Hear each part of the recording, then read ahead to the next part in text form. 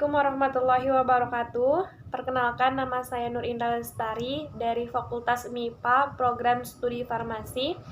Di sini saya akan mempresentasikan spesies saya dengan judul Evaluasi Kualitas Hidup Penderita Asma di Kabupaten Belitung. Asma merupakan salah satu penyakit yang dapat menurunkan kesehatan, kualitas hidup, serta produktivitas pasien. Pada daerah Provinsi Bangka Belitung, prevalensi asma dilihat dari beberapa tahun terakhir mengalami peningkatan secara terus-menerus. Berdasarkan dengan latar belakang di atas, dapat disimpulkan bahwa rumusan masalah dalam penelitian ini yaitu bagaimana pengaruh edukasi terhadap kualitas hidup penderita asma, di mana penelitian ini bertujuan untuk mengetahui ada atau tidaknya perbedaan kualitas penderita asma sebelum dan sesudah dilakukan edukasi. Harapannya yaitu terdapat perbedaan kualitas pasien asma sebelum dan sesudah edukasi.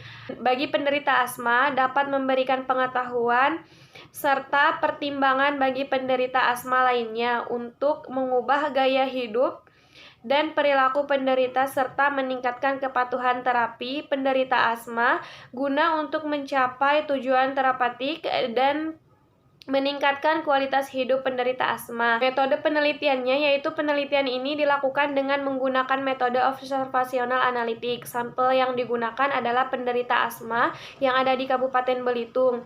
Penelitian ini dimulai dari bulan Maret sampai bulan Mei 2021. Sampel akan dipilih dengan menggunakan rumus Noble Sampling, yaitu melakukan pendekatan untuk memperoleh informasi. Responden yang digunakan yaitu sebanyak 30 orang. Pengambilan sampel dilakukan dengan menggunakan non-probability sampling. Penelitian ini dilakukan dengan menggunakan instrumen Aki-Elki dengan 32 pertanyaan. Kemudian diproses dalam aplikasi pengolahan data pada komputer, yaitu dengan menggunakan SPSS versi 23. Selanjutnya ada hasil dan pembahasan, di mana penelitian ini dilakukan terhadap program evaluasi kualitas hidup penderita asma di Kabupaten Belitung.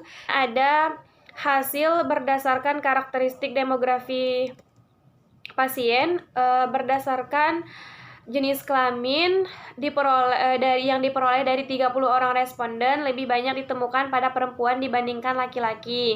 Peristiwa ini dapat terjadi karena adanya perubahan kadar estrogen yang terjadi pada perempuan, sehingga bisa menimbulkan inflamasi lalu menyebabkan munculnya serangan asma. Kemudian karakteristik demografi berdasarkan umur, di mana hasil yang diperoleh dari 30 responden, kelompok pasien dengan kategori usia dewasa yaitu berjumlah 19 orang, dan kategori lanjut usia berjumlah 11 orang. Karakteristik demografi berdasarkan pendidikan, di mana diperoleh pendidikan di bawah atau sederajat SMA sebanyak 29 orang, dan di pendidikan perguruan tinggi sebanyak 1 orang. Kemudian ada karakteristik berdasarkan status pekerjaan. Pasien dengan kategori bekerja yaitu sebanyak 16 orang, lebih banyak dibandingkan dengan kategori yang tidak bekerja yaitu sebanyak 14 orang. Selanjutnya evaluasi kualitas hidup responden berdasarkan dengan gambaran umum kualitas hidup. Pasien dengan kualitas hidup baik mengalami peningkatan yang awalnya berjumlah 2 orang menjadi 10 orang, sedangkan pasien dengan kualitas hidup sedang yang awalnya 20 orang menjadi 28 orang. Selanjutnya ada perbedaan kualitas hidup responden pada berbagai karakteristik demografi sebelum dan sesudah edukasi. Menunjukkan bahwa berbagai karakteristik demografi maupun sebelum atau sesudah edukasi tidak terdapat perbedaan kualitas hidup yang signifikan, kecuali karakteristik berdasarkan usia. Selanjutnya ada karakteristik berdasarkan domain. Berdasarkan hasil yang tercantum pada tabel tersebut, dapat diketahui bahwa diperoleh kualitas hidup berdasarkan domain gejala ini rata-ratanya yaitu pada pretest sebesar 2,19, sedangkan nilai rata-rata yang diperoleh setelah edukasi yaitu 2,23.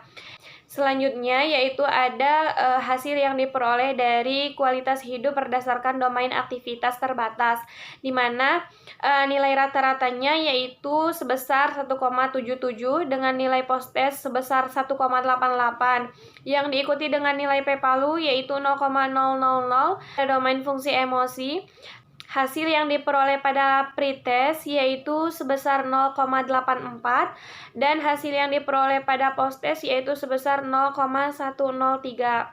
Nah, yang terakhir pada kualitas hidup berdasarkan domain stimulasi lingkungan diperoleh nilai rata-rata sebelum edukasi yaitu 0,51 dan setelah edukasi diperoleh nilai rata-rata sebesar 0,58 yang diikuti dengan nilai P-PALU 0,000. Sekian presentasi spesies saya, kurang dan lebihnya saya mohon maaf. Akhir kata saya ucapkan terima kasih. Wassalamualaikum warahmatullahi wabarakatuh.